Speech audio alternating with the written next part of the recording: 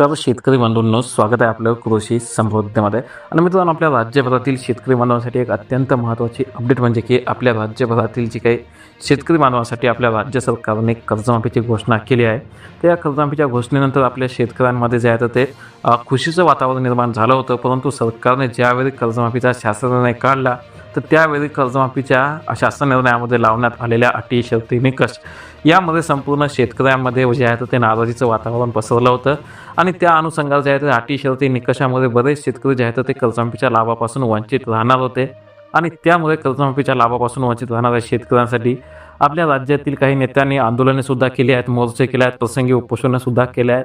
आणि आता पावसाळी अधिवेशनामध्ये त्या संदर्भात आवाजसुद्धा उठवले आहेत. आणि त्यामुळे अशातच या योजनेमध्ये बरेच मोठे बदल होण्याची जी आहे ती शक्यता वर्तवण्यात येत आहे. आणि यामुळे जे आहे ती 30 जूनला होणारी कर्जमाफी लांबणीवर टाकण्यात आली असून आता 5 जुलै रोजी कर्जमाफीची रक्कम आपल्या शेतकरी बांधवांच्या खात्यामध्ये जमा होईल असं सांगण्यात आलं आहे. परंतु सध्या आपल्या राज्यातील लाखो शेतकरी बांधवांसाठी अत्यंत महत्त्वाचा विषय ठरला आहे. आणि त्यामुळे पुन्हा एकदा शेतकरी कर्जमाफी चर्चा वेगाने सुरू झाली असून सरकारने सुद्धा या मागच्या हालचाली वेगवान केल्या आहेत. आणि सध्या या कर्जमाफीचा मुहूर्त हुकला आहे किंवा कर्जमाफीचे निकष बदलले आहेत का, किंवा पात्रतेची नेमकी प्रक्रिया कशी असणार आहे याबाबत शेतकऱ्यांमध्ये सध्या मोठा संभ्रम जो आहे तो निर्माण झालेला आहे. आणि त्यामुळे सध्या आपण या योजनेमध्ये नेमका कुठले बदल झाले आहेत, कोणते नवीन नियम आलेले आहेत याची संपूर्ण आणि सविस्तर माहिती जी आहे तर ती आपण आजच्या व्हिडिओच्या माध्यमातून पाहणार आहोत. तर विशेष म्हणजे की सध्या या योजनेची घोषणा झाल्यानंतर, तांत्रिक मंजुरी मिळाल्यानंतर आपल्या बँकाकडून थकबाकीदार शेतकऱ्यांची माहिती गोळा करण्यासाठी जी प्रक्रिया राबवण्यात आली होती तर या प्रक्रियेमुळे सुरुवातीला काहीसा विलंब झाला. बँकाकडून डेटा मिळवण्यात तांत्रिक अडचणी आल्या आणि अपेक्षेप्रमाणे वेळेमध्ये जे आहे तर ती यादी जाहीर होऊ शकली नव्हती आणि त्यामुळे कर्जमाफीचा मुहूर्त हुकला अशी चर्चा सध्या बाजारामध्ये सुरू झाली आहे. परंतु आता राज्य सरकारने बँकांना कडक निर्देश दिले असून ही प्रक्रिया अंतिम टप्प्यात आली आहे. आणि त्यामुळे कर्जमाफी रद्द झाली नसून केवळ प्रशासकीय कारणामुळे पुढे ढकलली गेली आहे. परंतु नेमकं कर्जमाफीमध्ये आता कोणते निकष बदलले आहेत, काय झालं आहे हे पाहायचं झालं तर यावेळी कर्जमाफी योजनेमध्ये पारदर्शकता आणण्यासाठी आणि केवळ गरजू शेतकऱ्यांनाच लाभ देण्यासाठी सरकारने निकषामध्ये काही बदलसुद्धा केलेले आहेत. आणि यामध्ये जर पाहिलं तर खालील शेतकरी आता शेतकरी अपात्र करण्यात आलेले आहेत. ज्या शेतकऱ्याच्या कुटुंबातील कोणी जर शासकीय किंवा निमशासकीय नोकरीमध्ये असेल, ज्यांना चांगलं पेन्शन असेल आणि अशा एखाद्या कुटुंबातील शेतकऱ्यांवर जर कर्ज असेल तर त्याला या कर्जमाफी योजनेमध्ये आता अपात्र केलं आहे. किंवा मागील काही आर्थिक वर्षामध्ये जर शेतकऱ्यांनी किंवा त्याच्या जोडीदारांनी किंवा ज्या कुटुंबातील व्यक्तींनी आयकर भरला असेल तर ते सुद्धा या कर्जमाफीसाठी अपात्र ठरतील.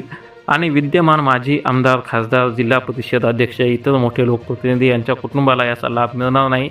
आणि कर्जमाफी केवळ नियमानुसार ठरवून दिलेल्या पीक कर्ज मर्यादेपर्यंतच लागू असेल आणि व्यावसायिक किंवा इतर कर्जावरही माफी मिळणार नाही. किंवा जे आता अतिशय महत्त्वाची अपडेट म्हणजे की फक्त जे अल्पभूधारक आणि गरजू शेतकरी आहेत, केवळ जे शेतीवर अवलंबून आहेत अशा शेतकऱ्यांना जे आहे तर ते या कर्जमाफीचा लाभ देण्यात येणार आहे. ज्याचं नैसर्गिक आपत्तीमुळे ज्यांचं कर्ज थकीत राहिलं आहे, जे अल्पभूधारक आहेत त्यांना प्राधान्य मात्र याच्यामध्ये दिलं जाणार आहे.